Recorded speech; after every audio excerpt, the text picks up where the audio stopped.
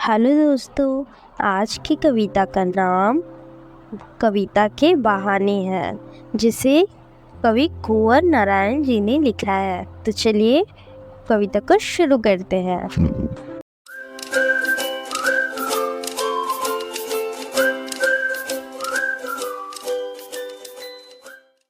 कवि पहली पंक्तियों में कहते हैं, कविता एक उड़ान है चिड़िया के बहाने। कविता की उड़ान भला चिड़िया क्या जाने। बाहर भीतर इस घर उस घर, कविता के पंख लगा उड़ने के माने। चिड़िया क्या जाने। वे इन पंक्तियों में कहते हैं, कविता की उड़ान और चिड़िया की उड़ान एक ही तरह की होती है, मगर दोनों की उड़ान में फर्क बस इतना होता है कि चिड़िया की उड़ान की एक सीमा होती है, मगर कवि की उड़ान की कोई सीमा नहीं होती। अर्थात कवि की भावनाओं और कल्पनाओं की कोई सीमा नहीं होती।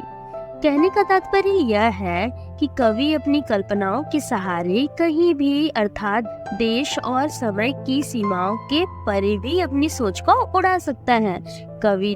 कविता और कवि की उड़ान को चिड़िया कभी नहीं जान सकती, क्योंकि चिड़िया एक घर से दूसरे घर के आंगन, छत, पेड़ की डालियों और आसमान में थोड़ी दूर तक अपनी सीमा पर ही उड़ सकती है, लेकिन कवि अपनी कल्पनाओं के पंख लगाकर देश और काल में जहाँ तक जाना चाहे वहाँ तक जा सकता है, क्योंकि कविता की उड़ान विस्तृत होती है, अर्थात उसकी कोई सीमा नहीं होती। इसलिए कवि कहते हैं कि चिड़िया कविता की उस उड़ान को नहीं जान सकती, क्योंकि कविता कल्पनाओं के पंख लगाकर दूर तक उड़ान भर सकती है और कविता की उड़ान चिड़िया की उड़ान की तरह सीमित न होकर विस्तृत है। कवि अगली पंक्तियों में कहते हैं, कविता एक खिलना है फूलों के बहाने। कविता का खिलना भला फूल क्या जाने।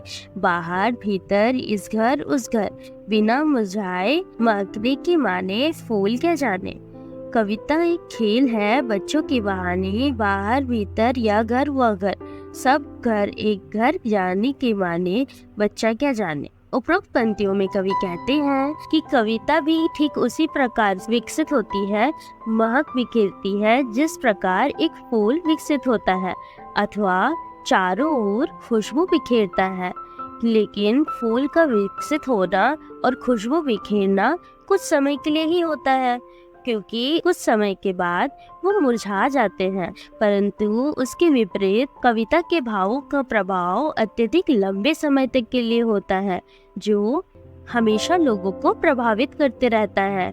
इसीलिए कवि कहते हैं कि कविता के विकसित होने का अर्थ फूल कभी नहीं जान सकता, क्योंकि फूल घर आंगन बाग बगीचों में खिलते हैं और चारों ओर खुशबू बिखेरते हैं, लेकिन कुछ समय बाद वे मुरझा जाते हैं।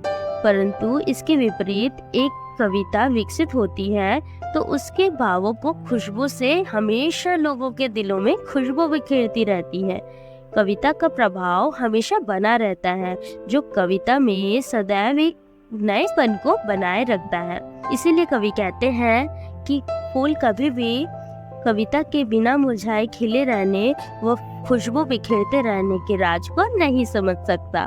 आगे कवि ने बच्चों को और उनके खेल को कविता के समान बताया है। कवि कहते हैं कि जिस प्रकार खेल खेलते समय बच्चों की कल्पनाओं की कोई सीमा नहीं होती, वे असीमित हो जाते हैं, ठीक उसी प्रकार कवि की कल्पनाओं की भी कोई सीमा नहीं होती। कवि की कल्पनाएं भी असीमित हो जाती हैं। जिस प्रकार बच्चे खेल खेलने के समय किसी के भी घर चले जाते हैं, यानी उस वक्त वे सब कुछ भूलकर सबको एक कर देते हैं, ठीक उसी प्रकार कविता भी किसी तरह की सीमाओं या बंधन को नहीं जानती। वह भी सभी पर अपना प्रभाव समान रूप से डालती है।